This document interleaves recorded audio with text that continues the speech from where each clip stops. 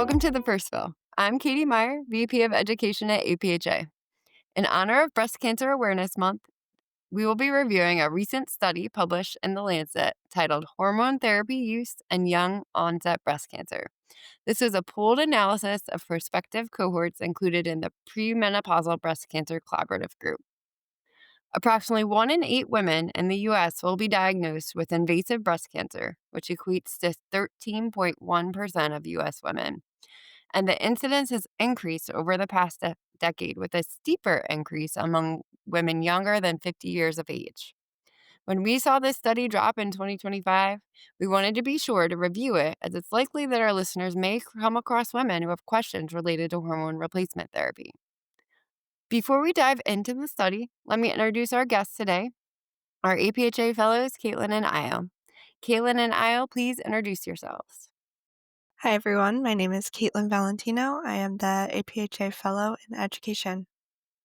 Hello, everybody. My name is Ayo Adefioye, and I am the Advanced Education Fellow for Education. Thanks so much. All right, let's dive right in because we have a lot to cover today. And so let me start with Aya. Can you start by giving us some background on young onset breast cancer? How common is it in women under age 55, and what are current guidelines saying about hormone therapy use in this population? Of course.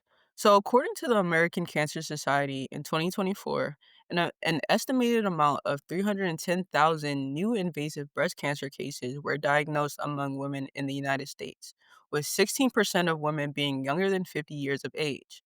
CDC reported in 2022 that over 27,000 new cases of breast cancer were reported in women younger than the age of 45.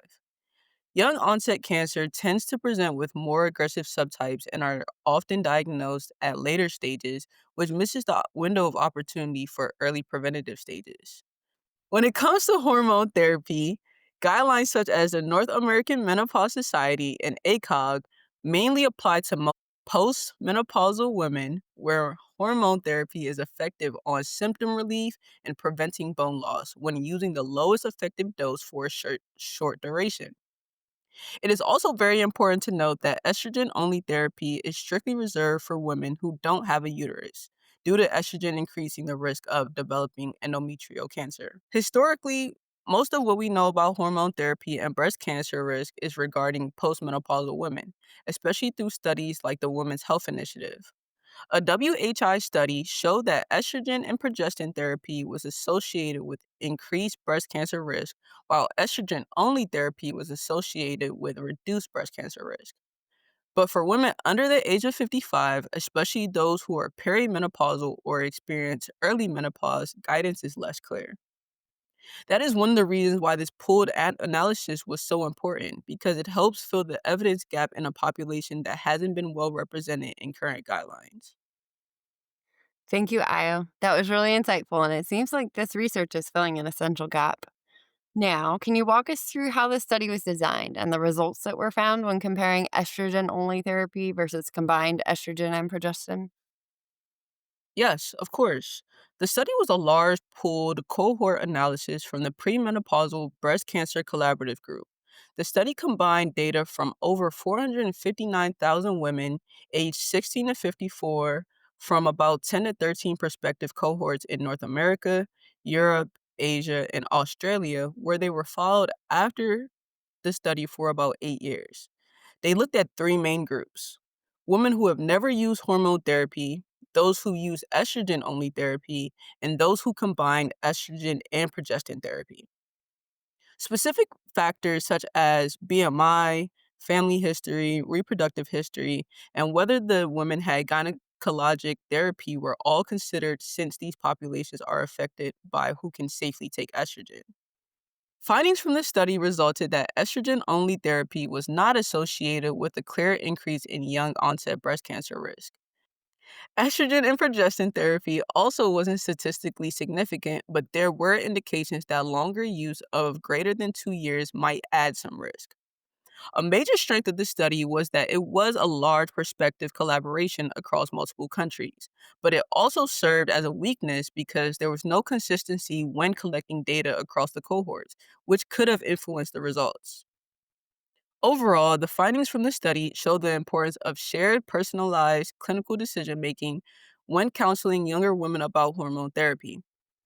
In summary, the study helps fill a major gap in what we know about hormone therapy and breast cancer risk in younger women.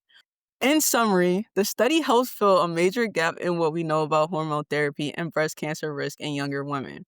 While it doesn't show a dramatic increase in risk, it does remind clinicians to carefully consider therapy duration, hormone therapy, and specific factors when counseling women under the age of 55 who are considering starting hormone therapy. Thank you, Io, for a great review.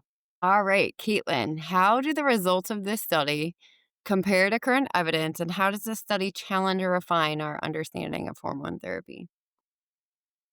Sure. So, particularly in regard to breast cancer, guidelines for menopause hormone therapy state that there is no reliable research finding out about whether low dose estrogen progestin combination therapy increases the risk of breast cancer. The Journal of Menopausal Medicine 2020 Menopausal Hormone Therapy Guidelines state that after an average period of 5.6 years, the risk of breast cancer increased, but for women who were starting menopausal hormone therapy for the first time, the risk of breast cancer did not increase until the seventh year. The guidelines continue that in the case of estrogen therapy, the risk of breast cancer was reduced after using it for 7.2 years and significantly reduced after 13.2 years of follow up and observation. The guidance from this guideline and breast cancer risk stems from the Women's Health Initiative study, which largely excluded those less than 55 years old.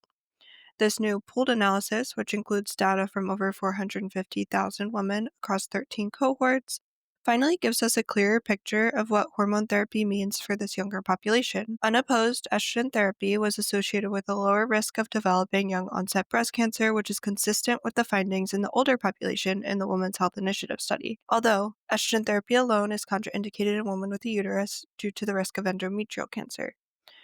These findings are especially true for women who started therapy before age 45 or used it for more than 2 years. This research is filling a gap and explaining the risks and benefits of hormone therapy in younger women. On the flip side, estrogen plus progestin therapy showed a modest increase in risk when used for longer than 2 years. What is particularly interesting here is that in women who developed breast cancer after using this combined therapy, the cancers were more likely to be aggressive subtypes such as triple negative or estrogen receptor negative breast cancers. The risk was more pronounced in women who hadn't had an ovarectomy or hysterectomy, meaning they still had their ovaries and uterus. This study encourages a more personalized approach, considering the woman's age, surgical history, and family history, and emphasizes the use of evidence based recommendations for younger women. Awesome. Thanks so much, Caitlin. Now, can you touch on the implications for pharmacists and important takeaways that they should consider? Sure, even with strong data, communicating the risks and benefits of hormone therapy is incredibly challenging. This study mirrors results that we had seen previously in terms of breast cancer risk in the older population. However, it adds more information to this claim. It states that in younger women without a uterus, breast cancer risk is higher with estrogen progestin combination therapy than with estrogen therapy alone. It also adds more information about which specific types of breast cancer patients can be at risk for. The cancers that were seen were more likely to be aggressive subtypes, such as triple negative or estrogen receptor negative breast cancers. A caveat is that the study only accounts for breast cancer risk, and hormone replacement therapy comes with many other risks and benefits, including cardiovascular and other risk factors. This truly highlights how the hormone therapy discussion needs to be a risk benefit conversation with each individual. Overall, hormone therapy can be an emotional conversation that is exacerbated by intrusive symptoms, and clinicians need to be equipped with up to date evidence and tools like visual risk calculators or decision aids that can help patients to understand their options. At the end of the day, hormone therapy is a personal decision, and it's our job to make sure women have the best possible information to make the choice that is right for them. Thank you, Caitlin, for that insightful focus on the importance of a shared clinical decision making approach to care when it comes to risks and benefits of hormone replacement therapy. I appreciate both you and I reviewing information about this study and the implications for pharmacists. All right, let's summarize today's episode. Prior to this pooled cohort analysis from the Premenopausal Breast Cancer Collaborative Group, we didn't have much data on the correlation between use of hormone replacement therapy in younger women and the risk of early onset breast cancer. The study combined data from over 459,000 women aged 16 to 54 from 10 to 13 prospective cohorts in North America, Europe, Asia, and Australia, and they were followed for about 8 years. Women who have never used hormone therapy, those who use estrogen only therapy, and those who use combined estrogen plus progestin therapy were included in the evaluation. The study results demonstrated that estrogen only therapy was not associated with an increase in young onset breast cancer risk, and there also wasn't a statistically significant increase in the estrogen plus progesterone group. However, there was a correlation with increased risk in patients who used the combination therapy for more than 2 years. The study didn't evaluate risk of other side effects that we know that are increased with use of hormone replacement therapy, things like blood clots, stroke, and ovarian cancer under certain circumstances.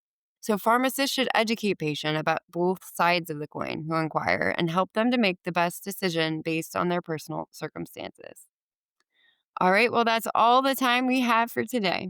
If you're interested in this topic, we do have a Pharmacy Today continuing education article on breast cancer treatment available in Learning Library free for our members. Next week, we will have Allison Reed, the author of that article, online to discuss her thoughts on this study and implications for practice.